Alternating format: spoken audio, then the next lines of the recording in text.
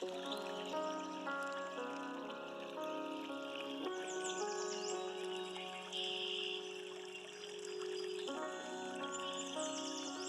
ലൂക്കായുടെ സുവിശേഷം 6-ാം അധ്യായം 27 മുതൽ 36 വരെയുള്ള വാക്യങ്ങളിൽ സ്നേഹത്തിന്റെ നിയമത്തിന് യേശുനാഥൻ കൃത്യമായ ഒരു രൂപരേഖ നൽകുകയാണ് ചെയ്യുക.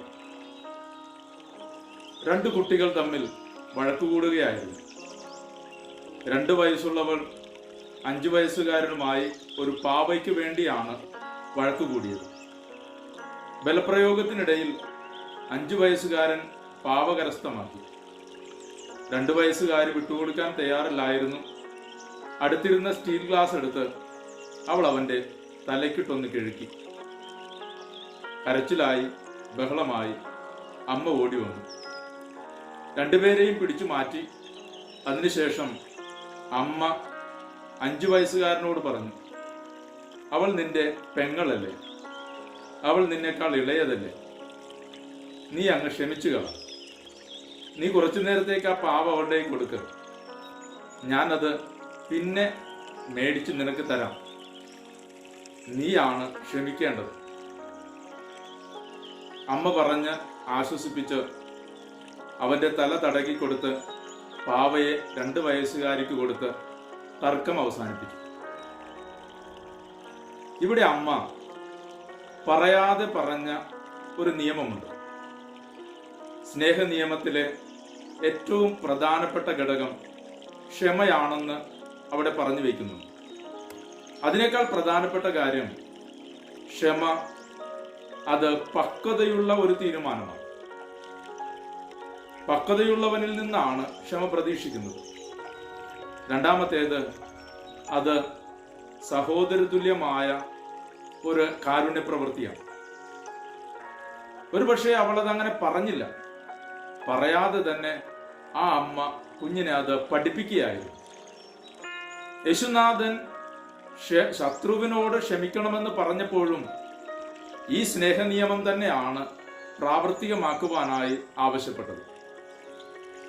ക്രൈസ്തവ ജീവിതം കുറെ കൂടിയൊക്കെ പക്വതയുള്ളൊരു തീരുമാനമാണ്. ദൈവികമായ നന്മയിലേക്ക് ചുവടുമാറ്റം നടത്താനുള്ള ഒരു തീരുമാനം.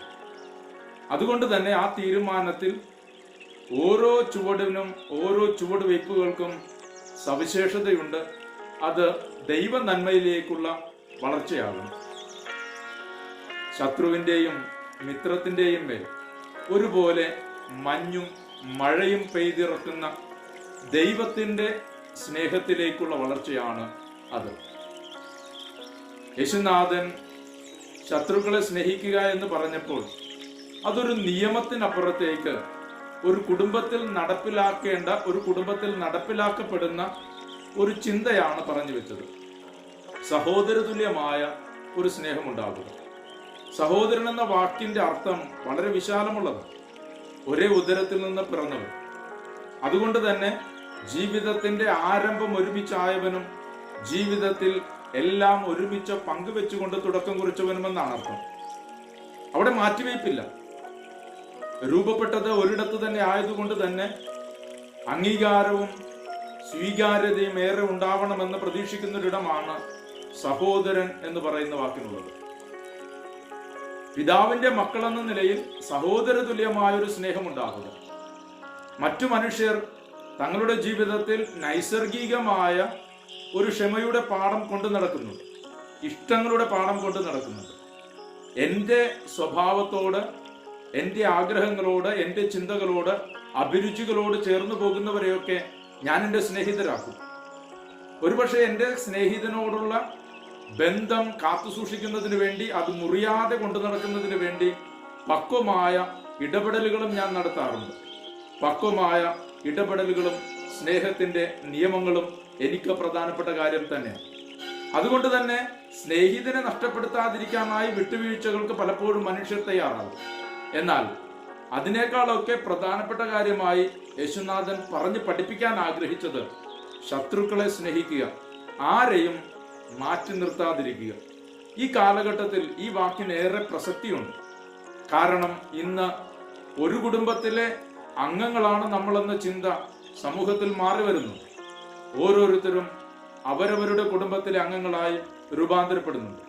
ഞാൻ കൊണ്ടു നടക്കുന്ന വിശ്വാസ കുടുംബത്തിലെ അംഗങ്ങൾ, ഞാൻ ജനിച്ചു വീണ മണ്ണിന്റെ സവിശേഷതകൾ പേറുന്ന വ്യത്യസ്തതയുള്ള മനുഷ്യർ, എൻ്റെ രാജ്യത്തിന്റെ മാത്രം നന്മയിലൂന്നി മുന്നോട്ടു പോകുന്ന സമൂഹങ്ങൾ.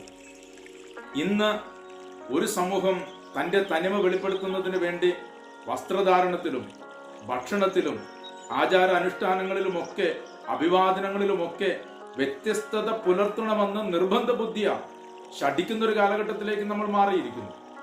ഒരു കാലത്ത് എല്ലാവരും ഒരുപോലെ വസ്ത്രം ധരിച്ചിരുന്ന ഒരു സമയത്തിൽ നിന്ന് മാറി ഓരോ സമൂഹവും അതിന്റെ വ്യതിരക്തമായ ഭാവങ്ങളോടുകൂടി തന്നെ വസ്ത്രധാരണങ്ങളും ഭക്ഷണങ്ങളും ഉൾപ്പെടെ വ്യത്യസ്തത പാലിക്കാനായി തുടക്കം കുറിക്കുന്ന ഒരു കാലത്ത് തന്നെയാണ് നമ്മൾ ഈ മണ്ണിൽ ജീവിക്കുന്നത്. അവിടെയാണ് ഈ സ്നേഹ നിയമത്തിന് ഏറെ പ്രാധാന്യമുള്ളത്.